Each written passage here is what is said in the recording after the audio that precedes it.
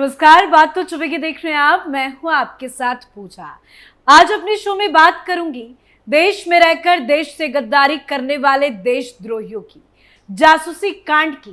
क्योंकि बड़े शर्म की बात है कि वो रोटियां इसी मिट्टी की खाते हैं, हवा इसी वतन की सांसों में भरते हैं, नाम हिंदुस्तानी होने का गर्व से लगाते हैं, लेकिन दिल में बसी होती है पाकिस्तान की वफादारी।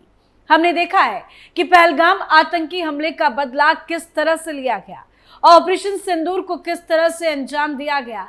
लेकिन खतरा सिर्फ सरहद के उस पार नहीं है, सबसे बड़ा खतरा तो घर के भीतर छिपे गद्दार से है। हाल के 2 हफ्तों में देश की सुरक्षा एजेंसियों ने अलग अलग राज्यों से कई पाकिस्तानी जासूसों को गिरफ्तार किया है, जो इस देश की रोटी खाकर इसी देश की जड़ें खोद रहे थे। इनमें से कोई यूट्यूबर था, कोई इंजीनियर, कोई कारोबारी, लेकिन इन सब का मकसद एक ही था, पाकिस्तान को भारत की अंदरूनी जानकारी पहुंचाना। और सबसे ज्यादा चर्चा का विषय बनी हुई है पाकिस्तान के लिए जासूसी करने के आरोप में गिरफ्तार हुई हरियाणा की यूट्यूबर ज्योति मल्होत्रा। तो आज बताऊंगी कि जांच एजेंसियों के हाथ क्या क्या सबूत लगे हैं, कैसे यूट्यूबर ज्योति मल्होत्रा अब बुरी तरह से फंस चुकी है, क्योंकि जांच एजेंसियों के हाथ वो सबूत लग चुका है जिससे अब ज्योति मल्होत्रा का बचना काफी मुश्किल है। जांच एजेंसियों को ज्योति और आईएसआई हैंडलर अली हसन के बीच की व्हाट्सएप चैट मिली है, एक डायरी भी मिली है। तो कैसे जांच एजेंसियों ने पकड़ा है गद्दारों को, बताती हूं वो सारी बात जो देशद्रोहियों को बड़ा चुभेगी। तो चलिए शो शुरू करते हैं। पहलगाम आतंकी हमले और पाकिस्तान के आतंकी ठिकानों को ध्वस्त करने के ऑपरेशन सिंदूर के बाद भारत में लगातार जासूस पकड़े जा रहे हैं। भारत में पाकिस्तान के लिए जासूसी करने वाले गिरोह का पर्दाफाश हुआ है।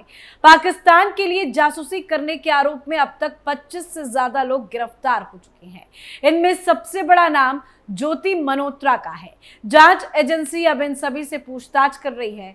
खंगाला जा रहा है कि क्या इन जासूसों का पहलगाम अटैक से कोई कनेक्शन है, आखिर इनका आका कौन है, किस लिए ये जासूसी कर रहे थे।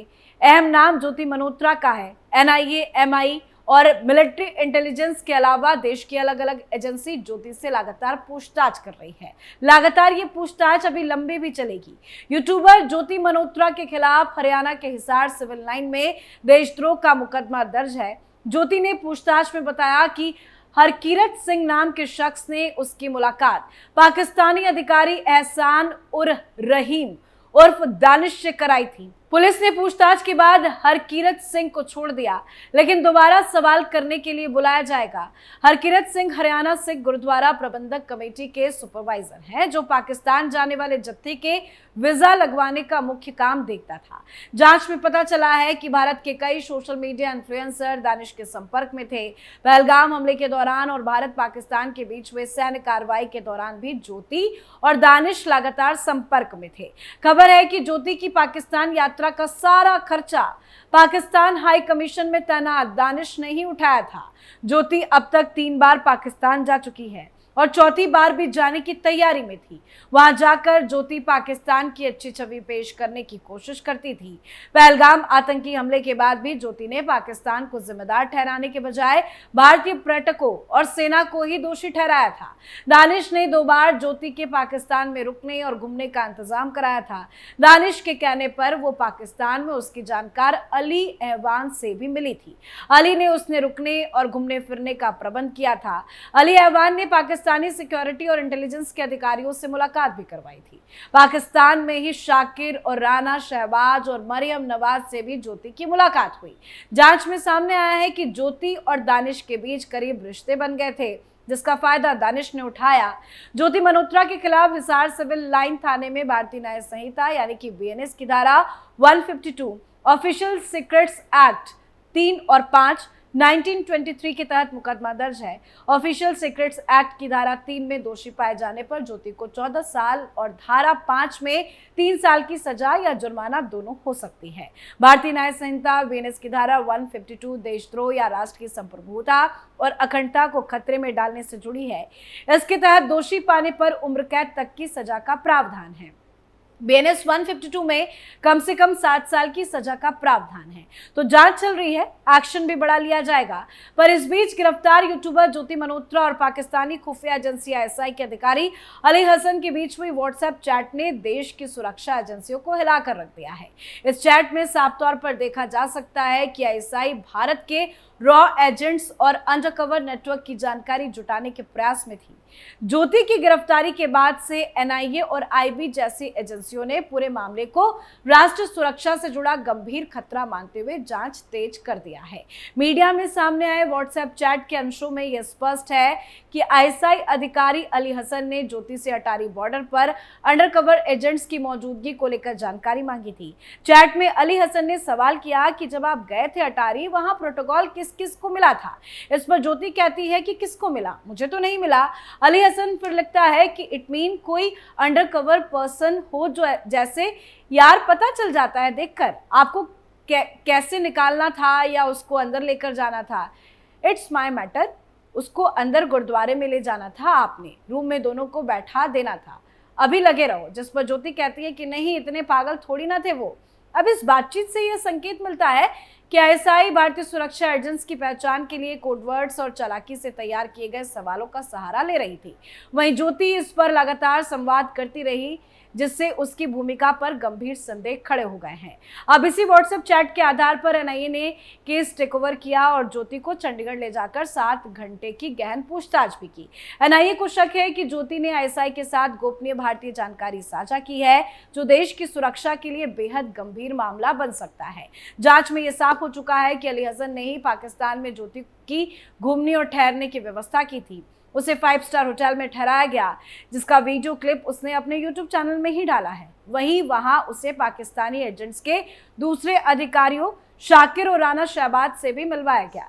ज्योति ने पाकिस्तानी अधिकारी शाकिर का नंबर अपने फोन में जट रंधावा के नाम से सेव किया ताकि उसके पाक कनेक्शन का पता ना चल सके। इसी तरह वो व्हाट्सएप, टेलीग्राम और स्नैपचैट जैसे माध्यमों से ISI को जानकारी भेजती रही। NIA और मिलिट्री इंटेलिजेंस की टीम ने ज्योति का मोबाइल और लैपटॉप फिलहाल जब्त कर लिया है। उसमें से डिलीट किया गया डेटा रिकवर किया जा रहा है ताकि ये पता लगाया जा सके कि उसने किन किन सूचनाओं को ISI के साथ शेयर किया।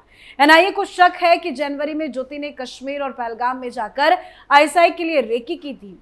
उसने उन जगहों के वीडियो बनाए जो आतंकी हमलों के टारगेट पर थे। माना जा रहा है कि ISI को इन इलाकों में सेना की कमजोर मौजूदगी की जानकारी ज्योति के जरिए ही मिली, जिससे पहलगाम हमला अंजाम दिया गया।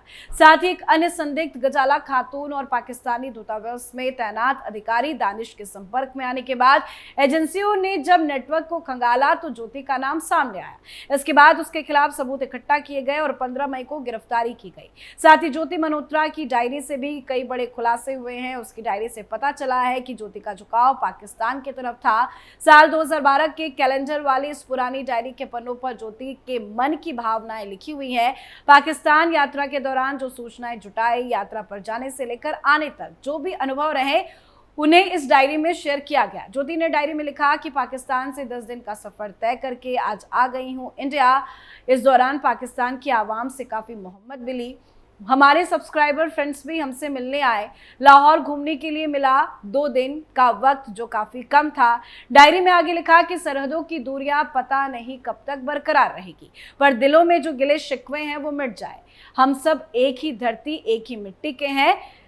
रिक्वेस्ट है कि पाकिस्तान गवर्नमेंट इंडियंस के लिए और भी गुरुद्वारे और मंदिरों के रास्ते खोले, सहूलियत पैदा करे कि हिंदू लोग भी वहां विजिट कर पाए, वहां के मंदिरों को भी प्रोटेक्ट करे और अपनी फैमिली जो 1947 के समय बिछड़ गई थी उनसे मिल पाए। पाकिस्तान के बारे में बस जितना कहो उतना कम है, क्रेजी एंड कलरफुल। तो ज्योति की डायरी में लिखी ये सारी बातें एक गंभीर शक की ओर इशारा कर रही है। तो कई सारे खुलासे धीरे धीरे हो रहे हैं और सारे खुलासे चौंकाने वाले हैं। और जिस तरह से जांच आगे बढ़ रही है, उम्मीद है कि बहुत जल्द कुछ बड़ा होगा।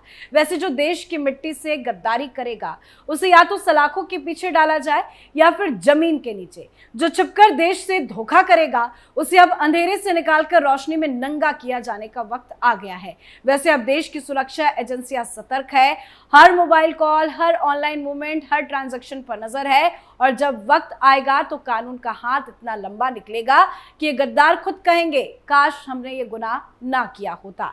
तो आपकी क्या कुछ राय इस पूरे मामले पर कमेंट करके जरूर लिखिएगा। देखते रहिए कैपिटल टीवी। नमस्कार।